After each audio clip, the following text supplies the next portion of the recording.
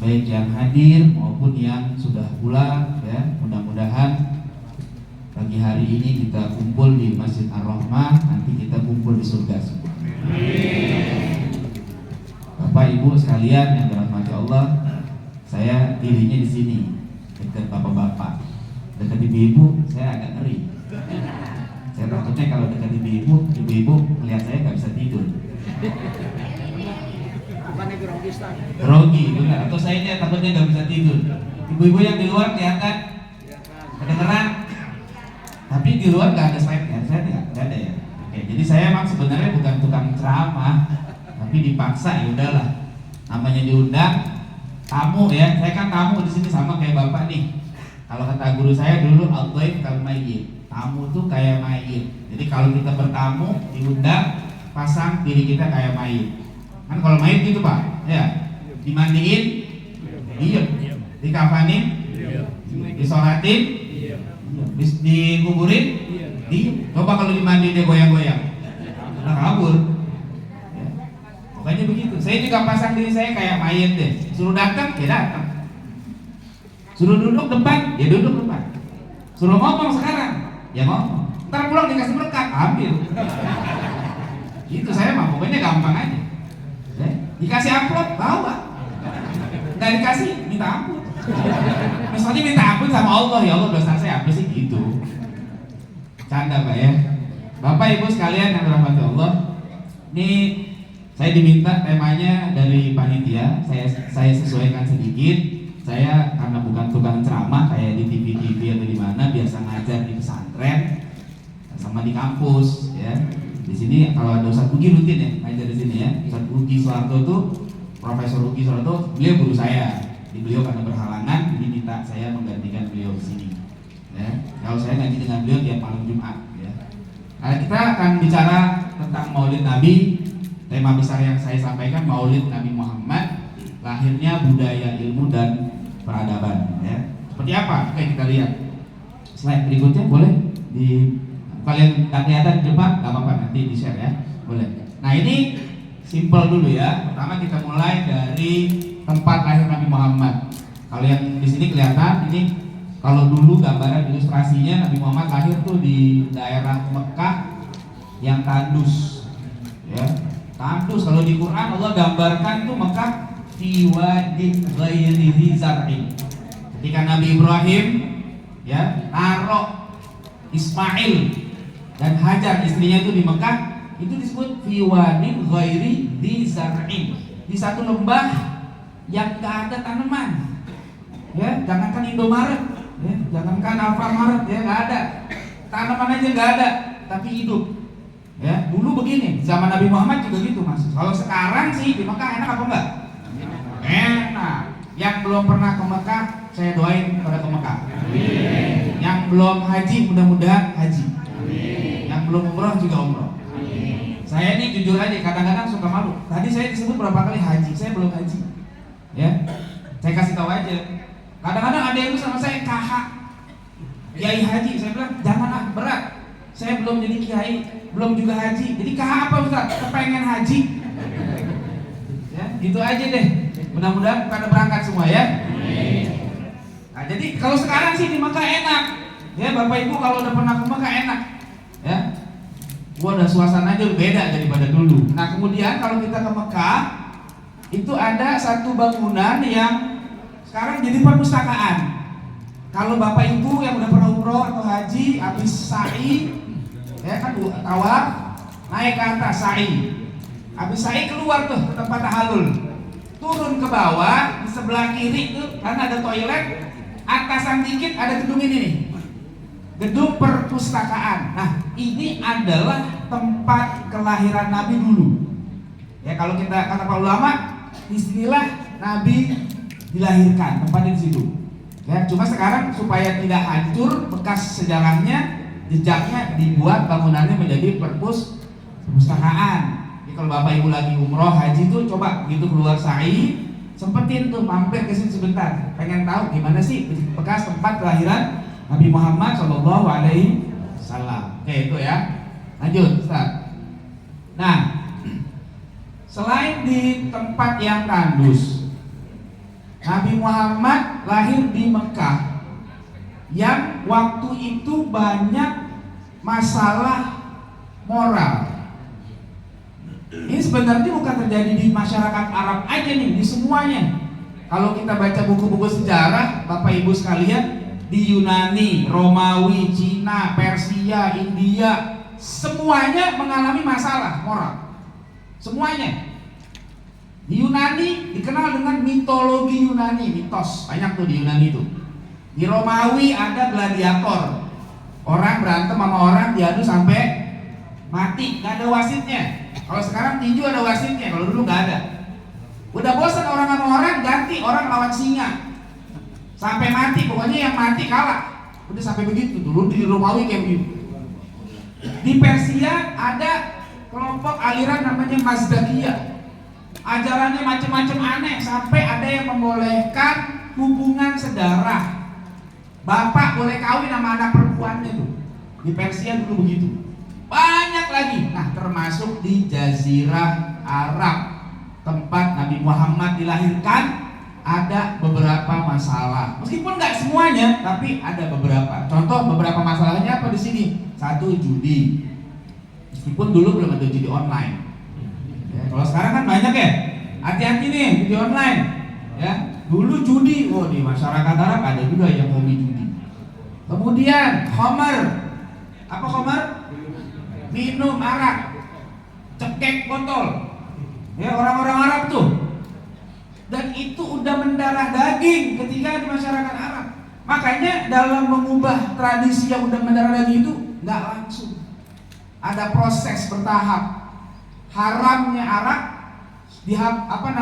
ditetapkan itu bertahap, nggak langsung haram. Ya, sekali turun ayat masih belum haram, 2 kali masih belum, nanti baru pas ketiga baru tuh haram. Ya, ada caranya lah, nanti itu di pengajian tuh udah dibahasnya tuh. Kalau di sini nanti habis waktunya tuh. Ya. 3, ada perzinahan. Ya. Macam-macam tuh perzinahan di masyarakat Arab ketika itu. Ada laki-laki banyak, perempuannya 1. Ya, 1 perempuan yang menggaulinya banyak. Nanti begitu udah hamil dipanggil semua yang menggauli itu. Ini lu kumpul semua nih, yang naruh saham semuanya. Begitu lahir, lihat tuh anak udah lahir nih. Jadi anak siapa dilihat tar, hidungnya sih mirip lu nih, lu kayak bapaknya. Begitu. Perilakunya nggak benar. Ada orang perempuan nikah sama laki-laki, pengen dapet anak hebat. Ya, ngapain? Istrinya disuruh ke rumah tokoh Quraisy ketika itu. Mau sana lo, datang ke rumah dia. Buat apaan? Buat digaulin. Jadi biar ada sahamnya katanya gitu. Ntar kalau udah ada tanda-tanda kehamilan baru balik lagi. Dia berharap anaknya jadi hebat seperti tokoh jahiliyah itu. Begitu, perempuan dulu gak ada harganya itu pada zaman jahiliyah. Ya. Terus ada wa'dul banat namanya. Wa'dul banat artinya mengubur anak perempuan hidup-hidup. Tuh di zaman jahiliyah, nggak semua sih. Kalau semuanya nggak ada yang lahir lagi dong. Ya.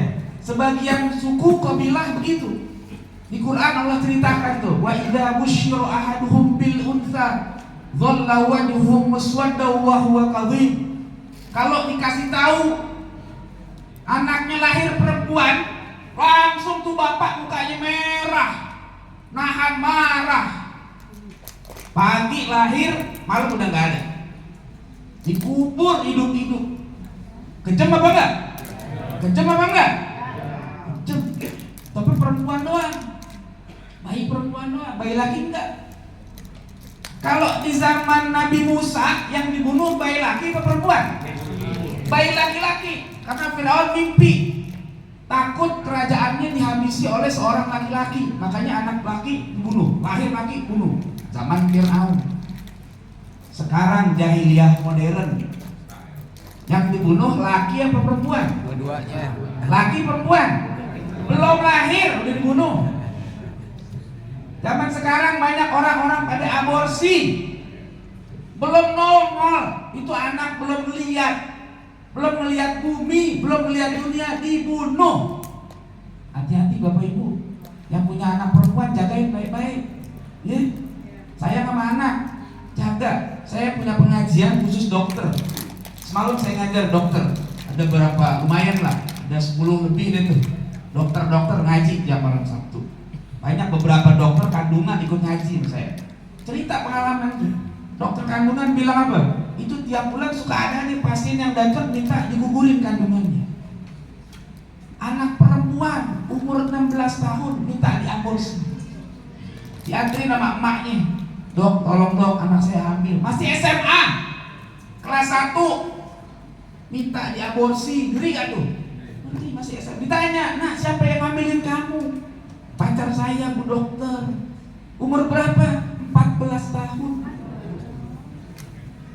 Anak 14 tahun bisa menghamili anak umur 16 tahun. Itu bukan cuma satu, banyak. Hati-hati. Udah berzina mau bunuh, wah dosanya tambah banyak tuh. Ya, ini kalau terjadi gini itu lebih berat daripada fenomena jahiliyah dulu. Kalau jahiliyah dulu dikasih kesempatan lahir dulu tuh anak, ngelihat dulu dunia sebentar. Sekarang belum lahir udah dibunuh. Alhamdulillah min dzalik. Ya, itu berat. Hati-hati. Makanya bapak ibu yang punya anak, baik laki perempuan, tolong jagain. Ya, jangan sembarangan pergaulannya, lihat, jangan sampai nyesel. Ntar main ke sono kemari, pulang malam, akhirnya begitu pulang, wah udah bentuknya beda. Ya, badannya 2. Ya, batunya yang ngambilin pergi, jadi es cendol nggak pakai kelapa, perutnya berjendol kagak ada bapak. Cakep. Itu kalau pantun begitu, itu bukan pantun ya. Jangan bapak-bapak, ibu-ibu punya anak jangan sampai ada yang kayak begitu. Ya, naudzubillah. Kalau ada perzinahan, kampung kena getahnya, kena sialnya tuh. 40 rumah, depan, belakang, kiri kanan, kena sialnya. Maka hati-hati, jangan sampai kayak begitu. Jadi zaman dulu nih ada tradisi wakdul, bahana perempuan dibunuh. Kenapa alasannya perempuan dibunuh? Karena ada masalah juga, mereka orang-orang Arab biasa perang. Ya, antar suku kabilah Arab tuh suka perang. Jadi kata mereka, kalau punya anak perempuan kagak ada gunanya. Diajak perang kagak bisa, diajak kerja lemah, lu saya doang hidup, matiin, begitu. Ya, nah kalau kita begitu pikirnya kan bingung. Nah, kalau perempuan pada mati, kagak ada orang nantinya. Tapi namanya jahiliyah nggak mikir ke situ. Orang Arab itu perkara kecil aja dulu ya bisa berantem. Makanya mereka nggak bangga kalau punya anak apa? Perempuan. Bangga punya anak laki. Kalau punya anak laki, masya Allah, girangnya minta ampun. Nah, termasuk terkait dengan kelahiran Nabi Muhammad SAW. Waktu Nabi Muhammad dilahirkan, Abu Lahab lagi nongkrong tuh. Kalau kata kita, di warteg kali ya, atau di mana gitu. Nongkrong pokoknya sama teman-temannya tuh, warkop gitu ya. Dikabarin, ponakanmu udah lahir. Iya, laki perempuan. Laki, langsung gila banget ya. Yang ngabarin itu budaknya tuh, langsung karena kamu ngasih kabar gembira, kamu saya merdekain. Tuh, saking girangnya punya keponakan, bagaimana anak itu? Ponakan lahir langsung budaknya dimerdekain. Bebas. Nah, gara-gara itu Abu Lahab tiap hari Senin siksaannya diringanin di neraka. Tiap hari Senin nih, sekarang Minggu Sabtu ya? Minggu, besok Senin. Nah, Abu Lahab ada keringanan tuh nanti azabnya. Dari kukunya keluar air. Bisa isep-isep neraka. Gara-gara girang sekali dengan kelahiran Nabi Muhammad Sallallahu Alaihi Wasallam. Gimana kita yang selalu girang dengan Nabi Muhammad, yang selalu ngaji tentang Nabi Muhammad, yang ngikutin jalan Nabi Muhammad, yang ngikutin akhlak Nabi Muhammad. Mudah-mudahan kita kumpul di surga. Itu sekali girangnya itu Abu Lahab cuma sekali dapat dispensasi kayak begitu. Itu diriwayatkan oleh para ulama. Imam Bukhari menyebutkan, ulama-ulama hadis menyebutkan, sampai seorang imam hadis Al-Hafiz Ad-Dimashqi bikin syair, tapi bukan dalam bahasa Aja Mukti, bahasa Arab. Ya, kalau pakai bahasa Aja Mukti ada cakepnya tuh. Bahasa Arab jadi nggak ada cakepnya. Idza kana hadza kafiran jaa dhanbuhu bitabbat yadahu fil jahim mukhallada ata annahu fi yawmil itsnain daima yukhaffafu anhu lis-sururi bi ahmada.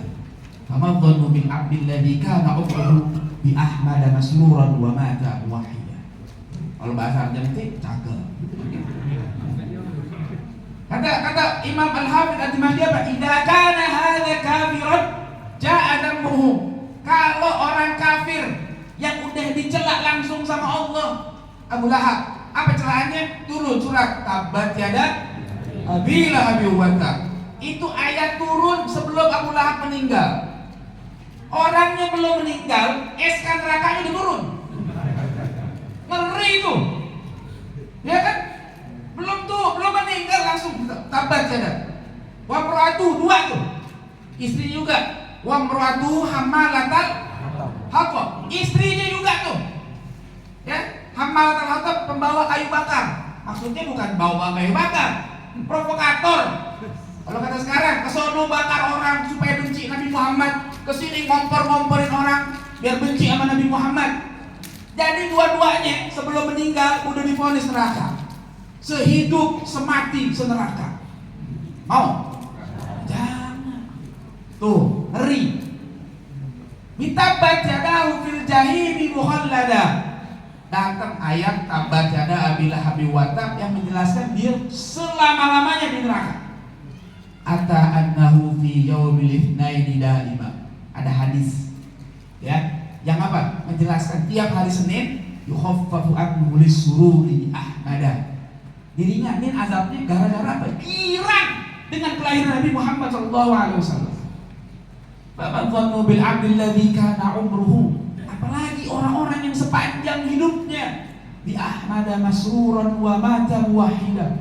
Girang didengar nama Nabi, dibikin maulidnya, ada pengajiannya tentang Nabi Muhammad, dikenalin sirahnya, akhlaknya dan sebagainya, sampai mati bawa iman, sampai mati dalam perkara bertauhid. Oh, itu bukan cuma diringanin, ke surga reuni bareng Nabi insyaallah. Ya. Nah, jamaah sekalian, Bapak Ibu, di tengah kondisi yang biadab, ya, lihat aja tuh, ada judi, homer, zina, membunuh bayi perempuan hidup-hidup, perang dan sebagainya. Tiba-tiba Nabi Muhammad diutus di sini. Ya, dan ayat yang pertama turun bunyinya apa? Iqra. Iqra bismi rabbikal ladzi khalaq. Khalaqal insana min 'alaq. Iqra wa rabbukal akram. Alladzi 'allama bil qalam. 'Allamal insana ma lam ya'lam. Ini unik ini. Masyarakat Arab tadi disebut masyarakat Arab, masyarakat yang ummi. Ya, masyarakat yang ummi yang nggak biasa baca tulis, bukan cuma Nabi Muhammad. Masyarakat Arab memang nggak biasa baca tulis. Orang Arab makanya hafalannya kuat, karena jarang nulis baca. Ya, tapi begitu turun perintah suruh baca, ini kan unik nih.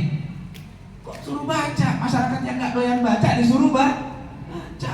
Maksudnya apa? Inilah cara mengubah peradaban. Semua masalah ada, tapi solusinya memang dari ilmu.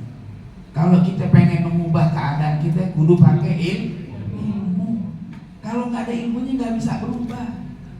Kalau seandainya ada orang bilang sekarang kita banyak hadapin masalah, ekonomi kita bermasalah, ya, politik kita bermasalah, sosial kita bermasalah, ya, dan lain-lain banyak, betul. Tapi sumbernya karena masalah ilmu.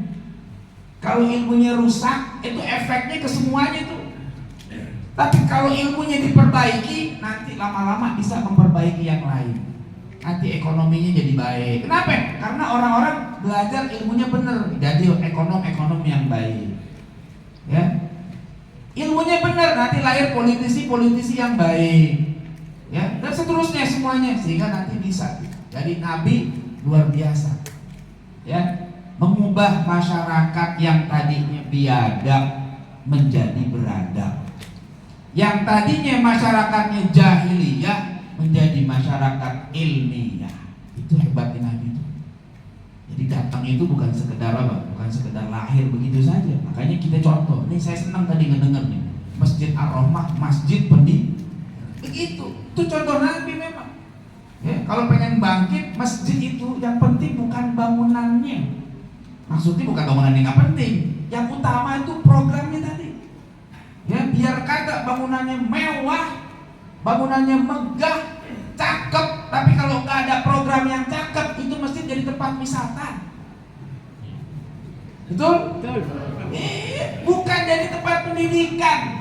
Coba lihat Nabi Muhammad SAW, Masjid Nabawi bangunannya dari apa? Pelepah korma. Atapnya cuma apa? Korma, daun penuh korma doang. Kagak ada. Kalau sekarang sih udah cakep. Ya kalau sekarang kesana, dulu gak ada bangunan-bangunan mewah. Tapi dari situ lahir manusia-manusia terbaik. Sahabat Nabi itu manusia terbaik yang dapat pengakuan dari Allah. Allah bilang apa? Radhiyallahu anhum. Itu titel terbaik buat sahabat. Allah udah ridho sama mereka. Ya, Nabi Muhammad akuin. Bahkan orang-orang barat, kafir, orientalis ngakuin. Kata mereka apa? Seandainya Nabi Muhammad nggak punya mukjizat apa-apa, selain para sahabatnya, itu udah cukup menunjukkan dia seorang nabi. Kenapa? Satu, nggak ada manusia di dunia ini yang diikutin dengan sahabat begitu setia kecuali Nabi Muhammad SAW. Mana ada orang-orang yang berani ikutin orang lain? Nggak ada. Nabi Muhammad betul-betul dicontoh semuanya, dari ujung rambut sampai ujung kaki, dari bangun tidur sampai tidur lagi, dicontoh semua. Saya suka bercanda sama mahasiswa kalau ingin ngajar. Saya bilang, orang-orang barat tuh suka membanggakan tokoh-tokoh filosof mereka tuh, tokoh-tokoh filsafat mereka. Di Yunani dulu ada orang-orang hebat, Socrates, Plato, Aristoteles. Saya tanya ke mereka, tolong cariin bagaimana cara gosok giginya Plato. Kagak ada yang bisa jawab. Ya, nggak ada yang nyontoh. Bagaimana cara makannya Socrates, nggak ada yang tahu. Kenapa? Karena memang mereka hanya diambil pemikirannya, tidak diikuti perilakunya. Beda sama Nabi Muhammad SAW. Pemikirannya, perilakunya jadi contoh. Kapan? Sepanjang masa, bukan hanya pada waktu beliau masih hidup. Ya, makanya kita enak nih. Ya, jadi umat Nabi Muhammad ya kudu pinter. Ini masjid pendidikan biar kata bangunan segini nih, insya Allah bisa lahir kader-kader yang bagus nanti. Ya, begitu. Apalagi tadi sambutannya menggelegar banget. Wah, saya malu nih penceramah. Pinter saya kalau kalah duluan ini.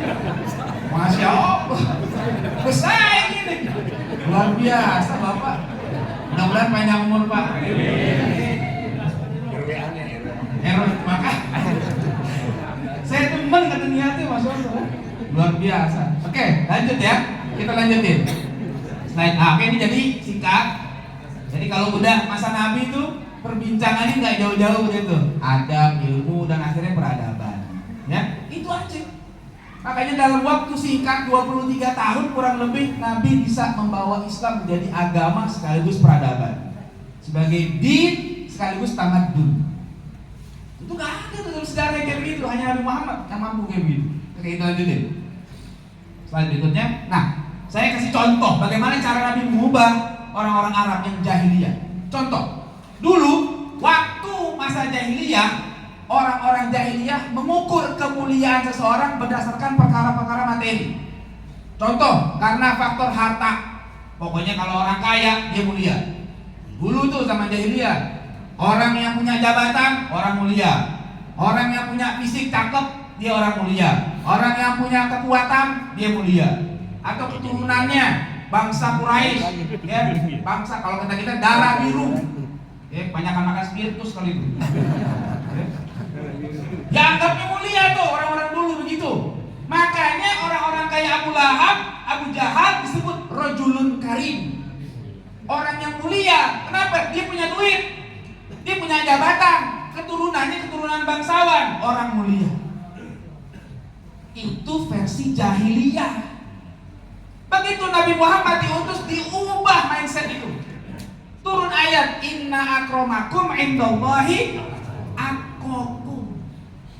Yang paling mulia itu bukan yang paling kaya. Yang paling mulia itu bukan yang paling banyak jabatannya. Yang paling mulia itu bukan yang paling cakep, paling ganteng, bukan. Bukan yang paling kuat. tapi yang paling takwa. Berubah cara pandang. Kenapa? Kalau kemuliaan berdasarkan kekayaan, maka nggak semua orang bisa jadi orang mulia. Karena yang bisa jadi orang mulia hanya orang kaya doang. Orang miskin bisa nggak jadi mulia? Nggak bisa. Kalau kemuliaan karena jabatan, nah kita nih yang nggak punya jabatan nggak jadi mulia. Kalau kemuliaan karena keturunan, ya udah, yang keturunan bangsawan aja yang mulia, kita enggak. Kalau kena kecantikan, nah emang kita lahir mesen, kan enggak mesen. Ya. Kalau kita kan orang Indonesia mancungnya bukan keluar, kemana? Nah itu dia tahu sendiri. Mancungnya ke, nah itu jangan pakai dua plastik. Ya, plastiknya habis kan repot. Udah bersyukur sama Allah. Apa yang udah lahir begini dari Allah terima. Kata Allah, laqad khalaqnal insana fi ahsani taqwim. Allah udah ciptain kita dalam bentuk yang paling cakep. Jangan diubah-ubah deh. Ya, hidup begini dipengen dipancung, akhirnya patah hidup. Bibir pakai disuntik-suntik jadi tebal, akhirnya gak enak dilihatnya. Kayak habis disengat lebah begitu. Jangan kayak begitu-gitu, udah bersyukur sama Allah. Karena kemuliaan bukan pada kecantikan, kemuliaan bukan pada kegantengan, tapi pada takwa. Kalau kemuliaan karena takwa, maka semua orang bisa jadi orang mulia. Gitu. Mau miskin, mau kaya, kalau dia takwa dia mulia. Mau laki, mau perempuan, kalau takwa dia mulia. Mau pejabat, mau rakyat jelata, kalau dia takwa dia mulia. Jadi bukan karena jabatannya, tapi karena takwanya. Sampai ada disebutkan dalam satu akar ulama, al-jannatu liman ittaqa walau abdan habasyian. Surga Allah siapin buat orang yang bertakwa.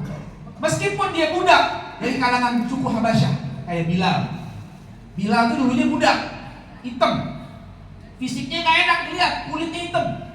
Sampai orang-orang kafir menjuluki Bilal sebagai apa? Gagak. Gagaknya Muhammad tuh. Kalau Bilal di azan dia bilang tuh gagaknya Muhammad lagi ngoceh tuh. Fisiknya udah gak enak dilihat, emang hitam. Orang-orang Ethiopia begitu kulitnya.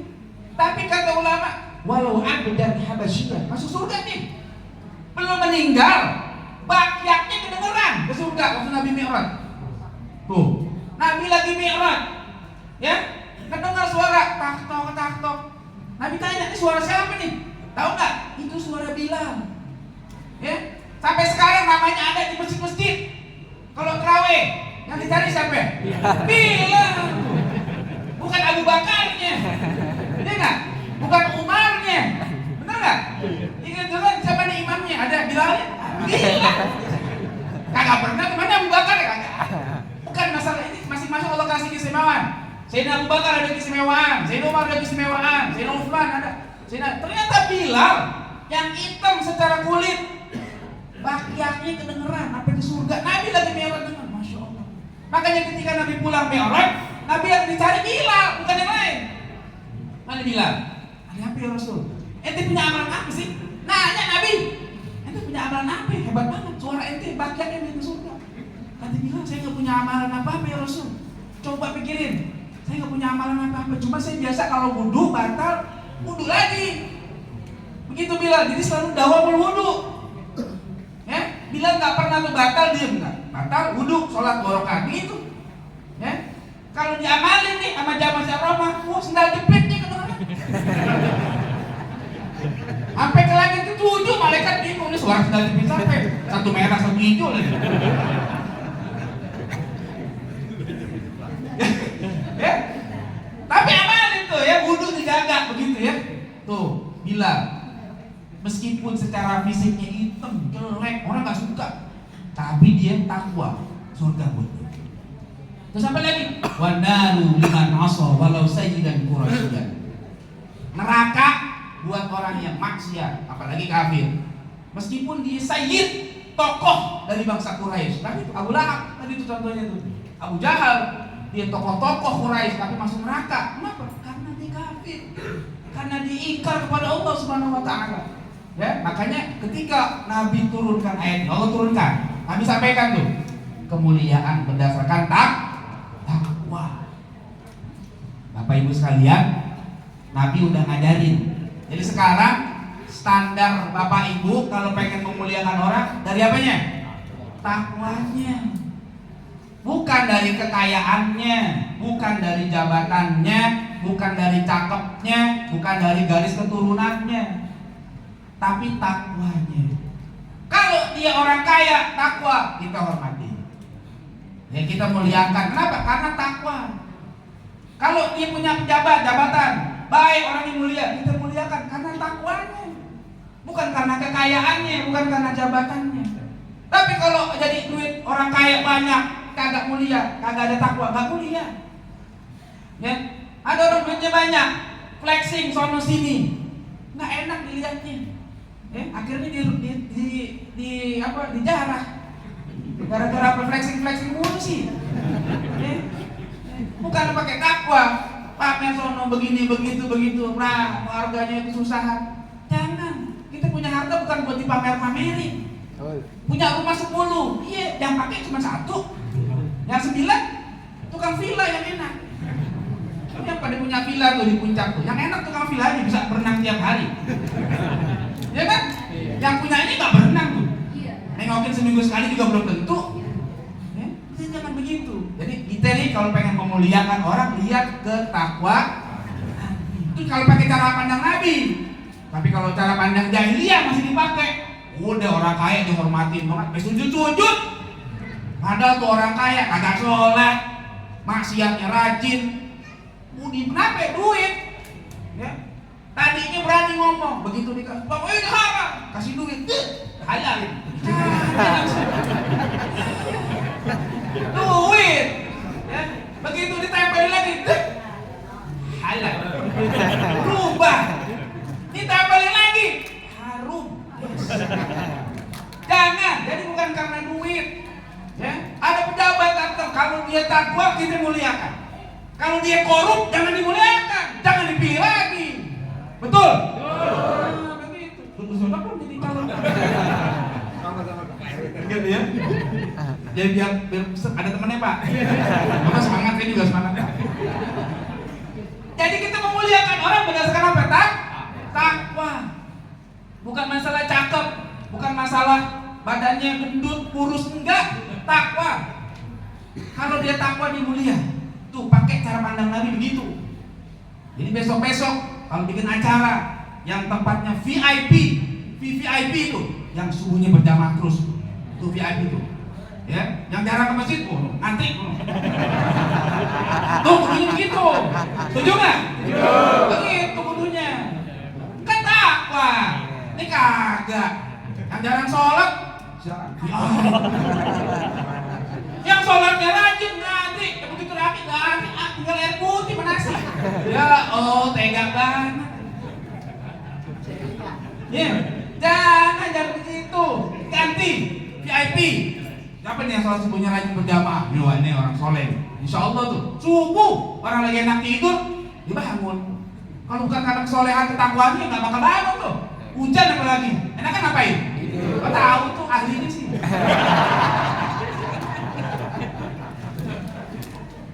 Nah, kita lanjutin.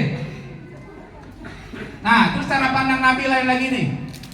Nabi bilang, kan beliau ini hadis terkenal. Kalau kita mau lihat di mana ini sering dengar. Innama bu'itsu liutammima makarimal akhlak. Nabi bilang gitu. Aku diutus untuk menyempurnakan akhlak. Nah, karena akhlak itu adanya di manusia. Fokus Nabi itu ke manusia.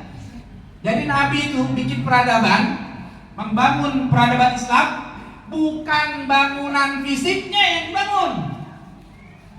Ya, bukan bangunan fisiknya, bukan berarti bangunan fisik nggak penting nih, jangan salah paham. Bangunan fisik kalau seandainya orang-orang yang kagak ada, kagak benar jadinya. Dikorup tuh bangunan. Yang dibangun manusianya dulu. Ya, kalau manusianya udah pada bener, bangun apa aja beres. Duit kagak ada yang ditilep. Tuh, ya. Banyak anak-anak makan keracunan. Kenapa? Banyak yang nilep. Tuh, tujuannya bagus tuh program. Nih, tukang sunatnya banyak. Kenapa? Akhlaknya yang bermasalah. Bagus tujuan kita, hargai itu program bagus. Tapi Masalahnya orang-orang yang terlibat ini masalah. Ya, Nabi enggak. Yang Nabi pertama itu apa? Orangnya dulu diperbaiki akhlaknya. Nabi kalau pengen nunjuk orang dikasih amanah nggak pakai lama fit and proper testnya. Ya, Muaz bin Jabal pengen diutus ke Yaman, cuma diajak ngobrol aja. Muaz, kalau kamu saya utus ke Yaman, bagaimana kamu utus ngobrol? Dengan kita ngomong. Kalau nggak ketemu, dengan hadis. Kalau enggak, saya ijtihad. Udah, berangkat. Begitu jalan, nggak pakai lama. Siapa lagi diutus? Sahabat-sahabatnya dikirim sana ke sini, nggak pakai lama. Kenapa? Nabi udah tahu kualitas sahabatnya itu. Zaman sekarang mau fit and proper test masih korupsi juga. Ampun deh. Akhlak itu yang susah. Nah, kalau dalam pendidikan itu akhlak diabaikan, itu parah udah. Makanya saya suka bilang, dalam pendidikan itu yang paling susah bukan juara-juaraan, bukan ranking-rankingan. Kalau sekedar cuma bisa lulus ujian nasional, itu gampang, bisa di-drill. Saya di bidang pendidikan, kita pengen anak-anak kita lulus UN, masuk perguruan tinggi negeri, di-drill berapa bulan, bisa jawab soal tuh. Saya punya teman, dia pelatih olimpiade matematika yang biasa ngirim anak-anak ambil ke luar negeri. Saya tanya sama dia, berapa waktu yang dibutuhin biar anak-anak UN ini bagus? Dia bilang apa? Kalau mau santai, setahun cukup. Setahun cukup. Bahas satu soal aja katanya, sehari. Kalau sehari satu soal, setahun 360 lebih soal. Begitu kan? 360 lebih itu sama dengan ngulangin soal 8 tahun kurang lebih itu. Kali 40 kalian itu berapa tahun tuh? Artinya kan soal-soal ujian itu kan cuma berulang-ulang aja, ganti angka doang. Kata dia setahun tuh cukup. Tapi kalau mau cepat sebulan juga bisa saya bikin kata dia. Berani tuh. Orang-orang dijamin begitu. Masuk bimbel dijamin masuk. Ada nggak yang begitu? Ada kan? Berani jamin. Kalau nggak masuk PTN uang kembali. Tapi saya belum pernah ketemu bimbel yang berani jamin. Masukin bimbel sini 2 bulan soleh. Ada nggak begitu? Ada. Ya. Saya juga nggak berani punya pesantren ngomong kayak gitu, ngeri kayaknya. Ya. Hafal Quran, sekarang banyak program, sebulan bisa hafal, 2 bulan bisa hafal. Tapi yang soleh langsung. Belum. Tuh, akhlak itu yang paling susah. Makanya ketika Nabi mengatakan, aku diutus untuk menyempurnakan akhlak, itu bukan tugas sepele, itu tugas paling susah. Ya, jadi dalam setiap tugas Nabi itu nggak ada yang kecil, semuanya besar. Ya, makanya begitu akhlaknya terbangun, tertanam pada diri sahabat, bisa tuh agama Islam jadi peradaban yang luar biasa, disegani oleh semuanya. Kenapa? Akhlaknya udah tertanam. Nah, ada ceritanya sahabat itu pada konyol-konyolan gaya hidupnya, nggak begitu.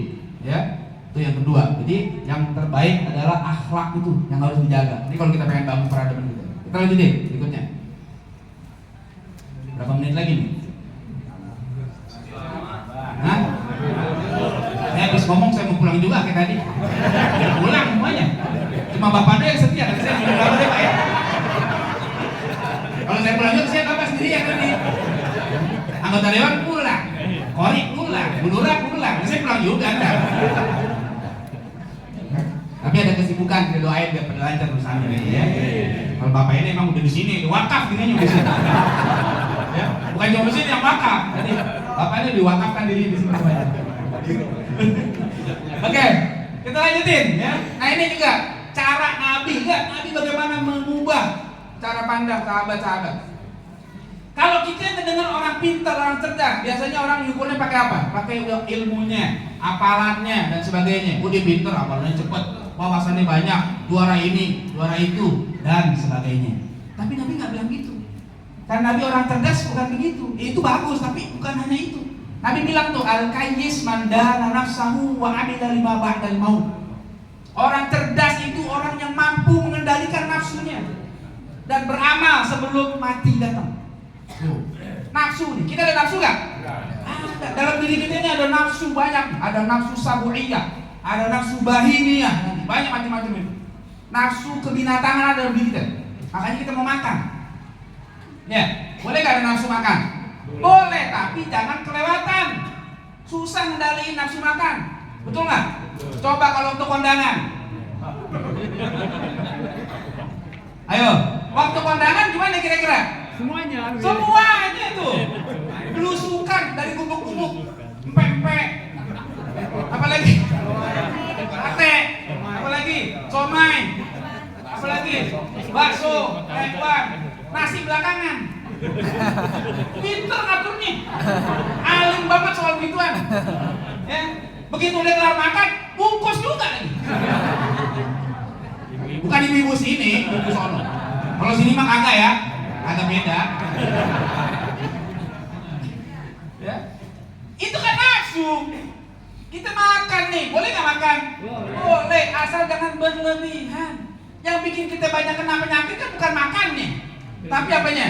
Berlebihan. Maka Allah bilang kulu washrabu wala tusrifu. Makanlah, minumlah, tapi jangan berlebihan. Ini kayaknya baca Qurannya ngantuk, cuma sampai kulu washrabu berhenti. Tuh, kenapa Allah suruh makan nih? Minum. Itu wala tusrifunya. Ngantuk, udah berhenti. Semua dimakan. Yang manis makan boleh, kebanyakan diabetes. Bukan salah gulanya, kata gula diciptain pakai begini. Makan yang gurih-gurih, enggak apa-apa. Makan santan boleh nggak? Boleh. Terusin yang banyak tiap hari, kolesterol. Yang salah bukan santannya, orangnya yang salah. Nafsu. Nabi bilang orang cerdas mampu mengendalikan nafsu. Nafsu kebinatangan. Ya, makan, minum, syahwat seksual. Manusia punya syahwat seksual, boleh apa enggak? Boleh. Boleh. Kalau nggak ada syahwat seksual, kagak dia mau nikah. Habis nih generasi. Bapak Ibu, di Jepang hari ini mereka udah kebingungan, kehilangan generasi berikutnya. Banyak sekolah tutup. Kenapa? Nggak ada anak yang didaftarin. Udah nggak ada yang lahir. Kalau kata orang-orang intelek, bonus demografinya berkurang. Udah nggak ada, sekolah tutup semua. TK, SD udah pada susah. Makanya kenapa di Jepang produksi film porno itu tinggi banget. Karena pengen supaya orang pengen apa? Punya syahwat. Ternyata gagal program itu gagal. Kita mau nikah boleh, salurin syahwat boleh, asal jangan berlebihan. Ya, salurin ke tempat yang halal. Yang udah punya istri, ya udah ke istrinya, jangan ke orang lain. Ya, kita ngiri sekarang, sampai ngilu ngelihat perilaku orang-orang. Selingkuh gampang banget sekarang. Ya, hati-hati. Kayaknya zina udah bukan barang aneh. Ngeri. Ipar adalah maut. Tahu? Ustaz tahu juga nih katanya. Ya kan buat main drama lumayan gitu ya. Kan ada film tuh, ipar adalah, itu rame banget begitu. Ada lagi yang di kantor selingkuh ini. Ah, Allah, kan udah punya yang halal. Kenapa nyari yang haram? Kata Nabi apa? Dalam hadisnya, idza ra'a ahadukum imra'atan fa'ajabatku. Kalau kalian, bapak-bapak khususnya nih, ngelihat perempuan lain, fa'ajabatku, lalu tertarik hatinya, cakep banget nih. Apa? Falyarji ila ahli, pulang temuin bini sono. Ini kagak diitilin. Diikuti, ditanya nomor handphonenya segala kejadian. Pulang ke rumah, ketemuin bini lagi masak, suruh berhenti. Ngapain lo? Gue lagi masak nih, berhenti dulu. Ada apaan sih? Ada urusan. Apa sih gitu mah? Udah, pokoknya sebentar. Ini tangguh, udah mati sebentar kompornya. Ini urusan kagak bisa ditunda ini. Ntar gimana kok masakan? Udah sebentar, urusan sebentar doang. Kita juga, ya bapak-bapak tahu lah. Berapa lama sih ngomong aja kayaknya kayak pakai obat apa, tetap aja segitu-gitu juga. Udah, pulang. Ketemuin bininya tuh. Ya, udah salurin syahwatnya. Halal apa enggak? Dapat pahala apa enggak? Dapat pahala. Begitu tuh selamat, rumah tangga selamat. Tapi kalau tadi ngikutin perempuan yang udah kejadian. Ya. Falyarji ila ahli, kata Nabi, pulang temuin bini. Kenapa? Fa inna maha mithla ladzi maha. Karena yang ada di perempuan tadi, di bini ente juga ada. Ente suka apa sih? Pipinya, pipi bini ente pegang. Ya, pegang pipi bini, boleh apa enggak? Boleh. Ente suka apa lagi? Maafin pantatnya Ustaz, kayak kupiak cendol. Kata orang Betawi dulu gitu. Bini ente juga bisa. Tapi yang di rumah beda, ente modalin kagak? Betul Bu? Pengen bini cakep dimodalin kagak? Ya bini bau bawang. Ya, kalau pengen bini cakep modalin.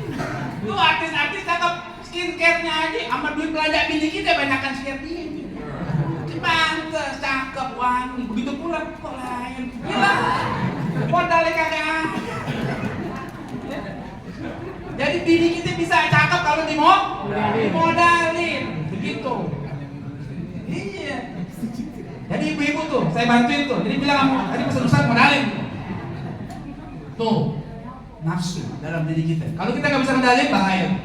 Berzina, macam-macam. Ngeri gitu. Kayak tadi anak-anak muda, 16 tahun. Ngeri. Cerdas. Ya. Kemudian Nabi bilang lagi, al-aqyas aktaruhum lil mauti dzikra. Orang yang cerdas tuh paling banyak ingat mati. Wa aktaruhum lahu isti'dada. Dan paling bagus persiapannya menghadapi kematian. Itu orang cerdas itu cara pandangnya punya visi jauh ke depan. Visinya bukan cuma apa? Bukan cuma setahun, 2 tahun, udah pensiun, enggak, sampai ke akhirat. Visinya tuh. Dia bukan cuma pengen bahagia di dunia, tapi pengen bahagia di akhirat. Dia bukan cuma pengen punya rumah di dunia, tapi pengen punya istana di surga. Itu orang cerdas. Jadi dia nggak mau main-main di dunia ini. Dimanfaatin betul umurnya itu ibadah kepada Allah. Kenapa? Dunia sementara. Ya, kita di dunia berapa lama, Pak, Bu? Kalau kata Nabi, umur umatnya berapa? Antara 60 sampai 70. Nabi bilang inna amara ummati baina sittin wa sab'in. Umur umatku antara 60 sampai 70. Wa qalla man zada dzalik. Jarang. Yang lebih dari itu jarang. Ada gak yang umurnya 80? Ada, tapi jarang deh. Yang mana? Sekarang yang muda pada meninggal. Betul? Penyakit banyak. Tapi kalau pakai Nabi tadi bilang antara 60 sampai 70. Makanya ini malam yang umurnya udah 59 tahun, 11 bulan, 29 hari. Ya saya cuma ngomong doang. Kan ngomong doang. Bakal mati ya kita? Bakal mati sementara nih di dunia, kagak bakal lama. Betul nggak? Waktunya pulang-pulang. Udah terserah Allah. Saya begitu, prinsip saya terserah Allah. Mau saya belakangan, bapak ibu duluan terserah. Mau bapak ibu duluan saya belakangan juga boleh. Terserah Allah. Ya, tuh. Jadi ingat, mati itu tanda orang cerdas. Tandanya apa lagi? Berbekal. Apa bekal yang kita siapin? Kita bawa mati nih. Amal, kalau kita duduk ngaji, kita sholat berjamaah, kita bantu orang-orang, itu amal yang bawa mati nanti. Ya, oke, lanjut lagi. Nah, keluarga ini juga tadi ya. Ini cara pandang juga. Nabi bilang apa? Khairukum li ahli, wa ana khairukum li ahli. Karena Nabi orang yang terbaik di antara kalian adalah orang yang paling baik kepada keluarganya. Aku, kata Nabi, adalah orang yang terbaik buat keluargaku. Ini bagus nih, jangan dianggap sepele. Nabi ingin menjaga rumah tangga. Kenapa? Karena rumah tangga itu salah satu pilar peradaban. Ya, kalau rumah tangga udah pada kagak bener, wah rusak semua peradaban. Ya, bapaknya kudu bener, ibunya kudu bener, anaknya kudu bener, semuanya itu. Kalau orang yang sayang sama keluarga, dia kasih semua haknya dengan benar. Ya, makanan dikasih makan yang halal. Jangan kasih makan yang haram buat anak kita. Ya, jangan dikasih makan yang haram. Pakaian, kasih pakaian yang nutup aurat. Kalau sayang sama keluarga, bukan cuma pakaian. Kalau pakaian yang nggak nutup aurat, ya, you can see my kelek, you can see my tuur. Belum ngasih pakaian namanya itu. Sayang sama anak, sayang sama bini, pakein pakaian yang menutup aurat. Emang nggak boleh Ustaz kalau pakai baju seksi? Boleh, tapi di kamar. Jangan belanja ke pasar. Pantesan bawa pulang belanjaan banyak banget. Salah pakai bajunya. Pakai baju seksi boleh, tapi di kamar sama laki sendiri boleh tuh. Ya, jangan juga sama laki rapat pakai lemper. Giliran keluar ngablaknya. Jangan. Anak kita juga yang laki perempuan tutup aurat itu kalau saya keluarga. Kenapa? Ya karena tadi kalau nggak dijaga rusak. Kan kita sayang kadang sama keluarga kita. Kadang-kadang orang pintar ngomong zaman sekarang. Anaknya nggak dijaga, pergaulan kagak dijaga, pakaian kagak dijaga. Ternyata anaknya tadi hamil duluan, es cendol kagak pakai kelapa. Tadi begitu ditanya kenapa? Ya maklum deh, namanya kecelakaan. Itu jawabnya. Sampai dibikin singkatan MBA, Married by Accident. Menikah gara-gara kecelakaan. Kalau saya bilang itu bukan kecelakaan, itu bunuh diri namanya. Kalau kecelakaan itu dia nih orang jalan misalnya, di jalan udah benar, di pinggir, di trotoar udah benar, udah pelan-pelan, udah hati-hati, tiba-tiba di jalan ada mobil terbalik, ya, oleng, nabrak, dia kena timpa, itu kecelakaan. Dia udah jaga diri baik. Nah kalau dia rebahan di tengah jalan kelindes, namanya apa? Bunuh diri, bukan kecelakaan. Kalau udah pakai pakaian yang tertutup, aurat dijaga, pergaulan dijaga, masih ada yang gangguin, itu kecelakaan. Tapi kalau pakaian kagak dijaga, pulang malam boncengan sama laki-laki, bilang kecelakaan, salah alamat. Bapak ibunya kagak sayang sama anak, namanya kayak begitu. Kalau kita sayang, jaga anak kita. Bukan cuma sekedar ngasih makan, bukan sekedar ngasih baju, bukan cuma ngasih tempat tinggal. Allah pesan apa? Ya ayyuhalladzina amanu qu anfusakum wa ahlikum. Hei orang-orang yang beriman, jaga dirimu dan keluargamu dari api neraka. Tuh kalau sayang sama keluarga. Ya, kita lanjutin. Nah ini juga tentang sholat subuh, sholat sunnah subuh, ya, rokaatul fajri khairun minad dunya wa ma fiha. Kata Nabi 2 rakaat subuh sunnahnya itu lebih baik daripada dunia dan isinya. Apa maksudnya? Ini cara Nabi menanamkan mental kaya, mental cukup.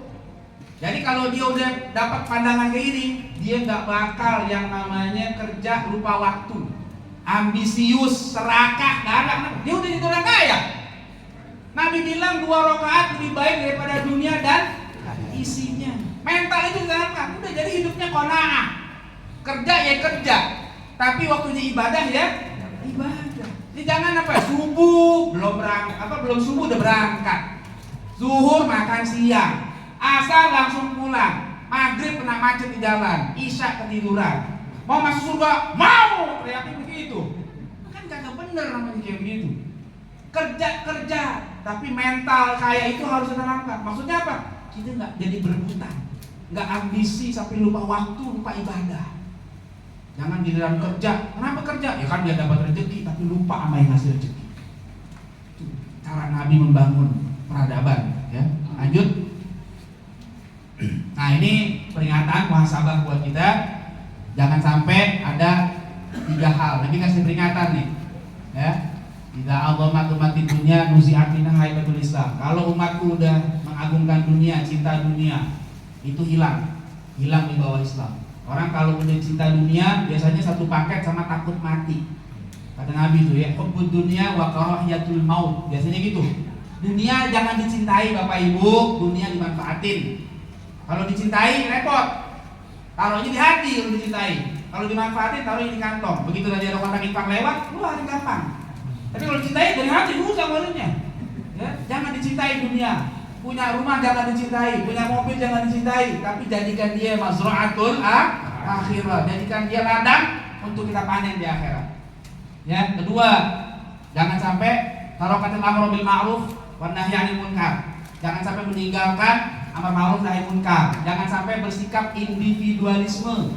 Ya, nggak mau lagi saling menasehati, nggak mau lagi saling mengingatkan. Jangan, bodo amat lah, dia gue. Jangan begitu. Kalau udah mulai pada nggak mau saling mengingatkan, udah tinggal tunggu kehancurannya. Ya, kita perlu saling mengingatkan. Ya, orang jadi imam diajarin tiap hari kita sholat berjamaah tuh. Kalau imam lupa ingetin apa kagak? Ingetin. Ya, imam salah, tegur. Subhanallah. Begitu. Jangan imam salah. Aku kagak enak temen. Bukan begitu. Imamnya salah dibiarin aja, salah kita semua kagak sah sholatnya.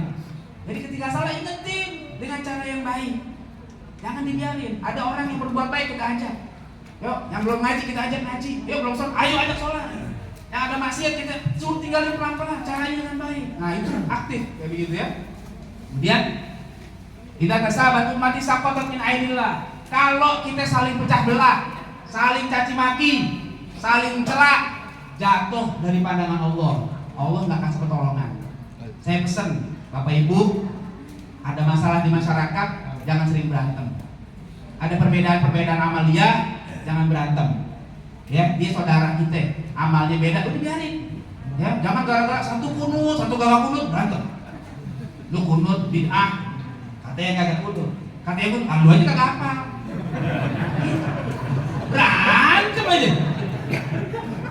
Akhirnya kata yang gak sholat, mendingan kita gak berantem, damai. Kagak sholat subuh. Kan paul kayak begini. Jangan berantem masalah-masalah kayak begitu. Ya, tahiyat, ada yang begini, ada yang diem, ya, biarin. Masing-masing ada dalilnya. Kalau ngaji ketemu, yang diem sekali, ada yang begini, nggak apa-apa. Asal jangan begini. Kalau ketemu saling begini, itu udah bukan khilafiyah namanya.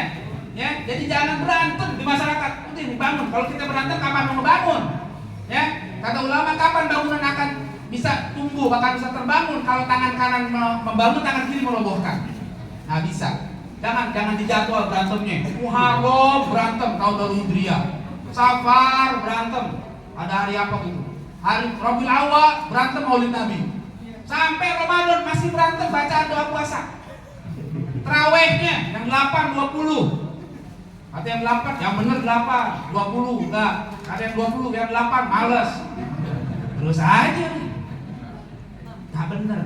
Sampai kapan kita mau kayak begini? Jangan. Ya, beda-beda tuh biasa. Dari dulu tuh biasa. Dari zaman Nabi udah ada perbedaan, nggak masalah. Nabi ngebangun di atas itu semua, nggak ada masalah. Ya, baik. Lanjut terakhir. Nah, peradaban yang dibangun Rasul itu setidaknya ada 2. Konsep tauhid sama adab jangan dilupain. Kenapa? Karena tauhid yang menyatukan kita semua. Kita ini beda-beda banyak. Beda daerah, ya kan? Beda doyannya beda nih. Ya enggak? Banyak doyannya macam-macam, beda-beda kan? Gak sama kan? Yang satu tim mas makan bubur diaduk. Yang sini tidak diaduk misalnya. Nah, kalau usah berantem, kalau diaduk jijik, oh gitu. Lo gak diaduk, gak enak. Enggak begitu. Biarin aja. Ya kan? Gak ada urusan, mau beda-beda, kulitnya beda, ada yang hitam, ada yang putih, ada yang coklat, ada yang oranye dan sebagainya. Macem-macem, yang rambutnya keriting, yang rambutnya lurus, sampai yang gak punya rambut, beda-beda. Tapi tauhid menyatukan kita. Ya, Tuhan kita sama Allah, Nabi kita sama Nabi Muhammad. Begitu. Saudara kita di Palestina, kenal nggak? Punya hubungan saudara nggak? Tapi kita tolongin, kenapa? Ada tauhid. Kan kita nggak perlu nanya kalau mau ngebantu. Ini orang Palestina sholat di tapi kagak. Kagak bener kalau kayak begitu.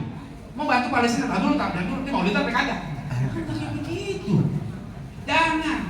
Kita disatukan oleh Allah dengan tauhid. Kemudian ada adab. Adab itu untuk meletakkan perbedaan sesuai dengan tempatnya. Kalau yang harus toleran, toleran. Kayak tadi tuh, perbedaan toleran deh. Yang kunut nggak kunut, udah jangan berantem deh. Ya, yang terawih 8, 20 jangan berantem. Ya, yang mau maulid nggak mau maulid itu jangan pengen berantem. Sama-sama cinta Nabi, cuma caranya aja beda gitu, nggak masalah. Tapi ada perbedaan yang harus dikatakan dengan tegas. Misalnya ada yang ngaku Nabi, nah itu beda tuh urusan itu. Ya, saya nggak percaya Nabi Muhammad, saya dampingin sendiri lah. Tapi nggak ada tuh setelah Nabi Muhammad nggak ada Nabi yang lain. Ya, kalau dia ngaku ada Nabi lagi setelah Nabi Muhammad itu sesat, itu masalah. Ya, maka yang kayak gitu memang nggak boleh dibiarkan, harus dihentikan. Kasih laporan kepada yang berwajib supaya jangan ada penistaan agama. Itu begitu sekarang. Nah, mudah-mudahan dengan kayak begitu agama kita ini bukan sebesar agama saja, tapi juga jadi peradaban yang unggul. Salah satunya terbangun lewat Masjid Ar-Rahmah ini. Itu aja. Mudah-mudahan 50 menit pas. Kalau kurang, kalau dia kaliin aja. Assalamualaikum.